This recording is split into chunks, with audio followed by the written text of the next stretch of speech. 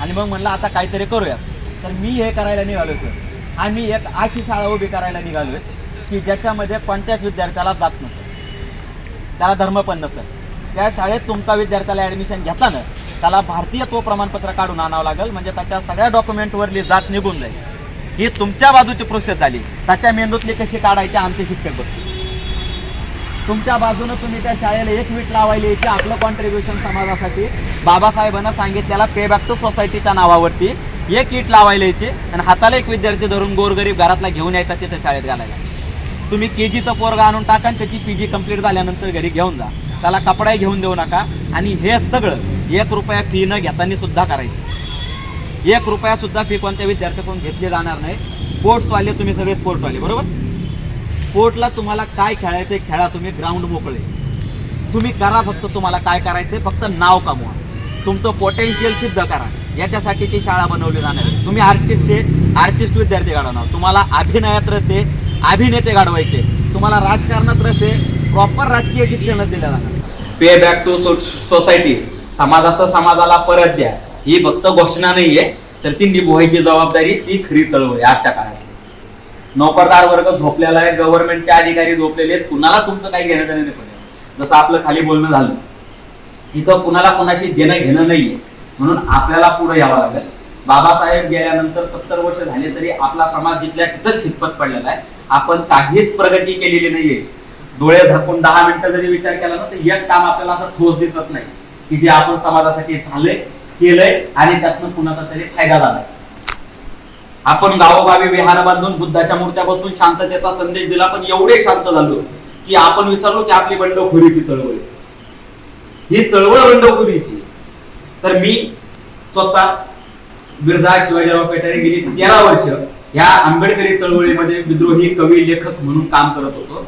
पण मला वाटलं की फक्त पुस्तकं लिहून, कागद काळे करून, कविता लिहून लोकांच्या स्टेजवरती जयंत्या पुण्यतिथ्या ऐकून समाज बदलणार नाही, इथली लेकरं बाहेर पडणार नाही. ही लेकरं शिकावीत, या समाज घडला पाहिजे. उद्या जर तुमच्या घरातले 4 अधिकारी झाले तर तुमचं घर सुद्धा तुमच्या 4 पिढ्या बसून खातील म्हणजे आपल्या हक्काचं कष्टाचं खातील. आपल्या सफाई कर्मचाऱ्यांचं जर एखाद्याचं पोरग कलेक्टर झालं, अधिकारी झालं, तर त्याचं खानदानात परत कुणाला ते काम नाही करावं बरोबर. कालच्या आकडेवारीनुसार 100% जर सफाई कर्मचाऱ्यांचा डेटा उचलला तर 84.5% SC/ST चे लोक आहेत. तर ही तफावत कशामुळे का असावी? तफावत देशात संविधान लागू झाल्यानंतर 70 वर्षांनी 80 वर्षांनी ही परिस्थिती. आणि फक्त मग आपण बोंबलेला आहे त्या संविधान आमच्या बापाचा कायदा. बापाच्या कायद्यात आपण पुढं त्याच्या रेषेत बसत नाहीत ना. जावं लागेल त्या कायद्यात बसण्यासाठी, त्याच्यासाठी शिकावं लागेल. तर मी, मोहित सरोदे आणि राजन कांबळे आम्ही एक विचार केला की आपण एक अशी शाळा तयार करू ज्याच्यातून समाजातल्या प्रत्येक माणसाकडून महिन्याला 100 रुपये घेऊ. 85% आहे देशात आपली संख्या आणि महाराष्ट्रात भरपूर आहे. प्रत्येक घरातल्या एका माणसाने 100 रुपये घ्यायचे म्हणलं प्रत्येक माणसाकडनं, आणि एक शाळा चालू करायची जिथं गोरगरिबांची पोरं फुकट शिकते. तुम्ही पहिलीला आणून घाला, केजीत आणून घाला, पोरग PhD झाल्यानंतर घेऊन जा. फक्त त्या संस्थेची, त्या शाळेची एक अट असेल आमच्या साईडनं, आमच्या बाजून, की तुम्हाला तुमचा धर्म सोडून यावा लागेल, तुमची जात सोडून. बाबासाहेबांनी जाती प्रथेचे निर्मूलन पुस्तक आपण जातीपातीतून बाहेर पडावं म्हणून लिहिलं होतं. आपली स्वतःची उतरंड उभी करून त्याच्यात बसायला नव्हतं सांगितलं. खुश राहा. जाती प्रथांचं निर्मूलन आपल्यापासून सुरू झालं पाहिजे, ते संपलं पाहिजे. तर आमच्या शिक्षण संस्थेत तुमची लेकरांचं ऍडमिशन घेताना एक अट असेल, तुम्हाला फी भरायची गरज नाही, त्याला कपडे घ्यायची गरज नाही, त्याला चप्पलही देऊ नका, त्याला पाण्याची बॉटलही द्यायची नाही, त्याला भेटायलाही नका येऊ, काही गरज नाही. बस पोरग शाळेत टाकताना त्याचं भारतीयत्व प्रमाणपत्र काढावं लागेल. कारण बाबासाहेबांनी सांगितलं होतं प्रथमता भारतीय आणि अंतिमता भारतीय. ती शिक्षण संस्था उभी करायची आहे. त्याच्यासाठी आम्ही लोकांतून हा निधी संकलनासाठी आणि शाहू फुले आंबेडकरांच्या विचाराचा जागर आणि विद्रोही साहित्याचा प्रचार करण्यासाठी आम्ही निघालो. हा 180 दिवसाचा प्रवास आहे. पूर्ण 6 महिन्याचा न थांबणारा प्रवास आहे. कुठेही न थांबता, जिथं रात्र झाली तिथं थांबायचं. ज्या गावात आपला मुक्काम ठरलेला यादीनुसार त्या गावात थांबणार आणि 180 दिवस म्हणजे पूर्ण 6 महिने. म्हणजे आज 10 फेब्रुवारीला आम्ही क्रांतीभूमी महाड निवडलं सुरुवातीला, कारण आपल्या पिण्याच्या पाण्याचा संघर्ष इथं थांबला होता. हा संघर्ष लोकांच्या मानवी हक्कांसाठीचा झाला होता ना, प्यायच्या पाण्याचा नव्हता फक्त. आज त्याच मातीतून म्हणलं शिक्षणाची नवी क्रांती उभी करायची, म्हणून आम्ही महाड निवडलं. आज पहिला दिवस ही पहिली रात्र आहे आमची. इथून पुढं 180 दिवस म्हणजे 11 ऑगस्टला पुण्यात समारोप होईल आणि पूर्ण महाराष्ट्र तोपर्यंत कव्हर होईल. पूर्ण महाराष्ट्राची विद्रोही साहित्याची, शिक्षणाची आणि शिवशाहू फुले आंबेडकरांच्या विचाराची चळवळ आणि जागृत करणार आहे. याच्यासाठी तुमच्याकडून मदतीची अपेक्षा आहे.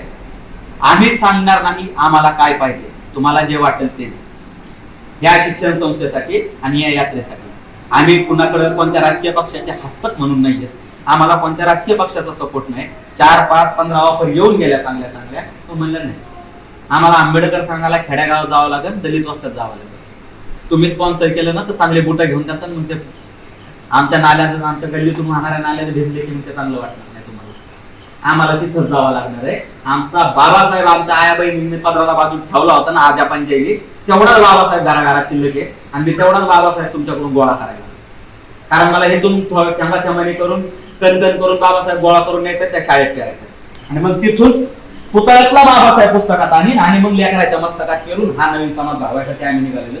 तर फक्त तुमचं प्रेम, आशीर्वाद आणि तुमच्याकडून जी होईल तेवढी मदत या यात्रेला आणि या शिक्षण संस्थेला करावी एवढी अपेक्षा. जय भीम. जय भीम. मी मिर्झा. आज महाडचा पहिला दिवस आणि राऊंडहळ गावी आपण आलो होतो. तिथं बाबासाहेबांनी त्यांच्या हयातीत असताना स्वतंत्र मजूर पक्षाकडून जेव्हा पहिला उमेदवार निवडून आलेला त्यावेळेस भेट दिली होती या गावाला आणि तिथल्या गोपाळबाबांचं कौतुक केलेलं, त्यांच्यासाठी गौरव शब्द काढले. अशा त्या गोपाळबाबांच्या मूळ गावी समाधीवर आपण गेलेलो. तिथं लोकांना जनसंवाद यात्रेबद्दल सांगितलं. सगळी वयस्कर लोक होती ऐकायला, म्हणजे 60, 65, 50च्या पुढचेच सगळे लोक होते. फक्त दीपेश दादा सोडला तर सगळे आणि 2-4 लोक यंग जनरेशनचे. बोलताना त्या लोकांनी एकही शब्द नाही बोलले. एवढं कान देऊन ऐकलं, कारण जणू ते वाट बघत होते हे बोलावं कोणीतरी, अशा पद्धतीनं त्यांनी ऐकलं. ते एवढं लक्ष देऊन ऐकलं. आणि दुसरी गोष्ट, जेव्हा मी निघायला लागलो ना, मग मला परत आवाज दिला. त्या आजीने त्यांनी त्यांच्या वरोट्याला पोचलेले 300 रुपये काढून माझ्या हातात दिले आणि म्हणले हे ठेवतोय यात्रेला काम होते. नंतर ते काका घरात गेले, तिकडनं घेऊन आले. त्या काकांनी 500 रुपये हातात ठेवले.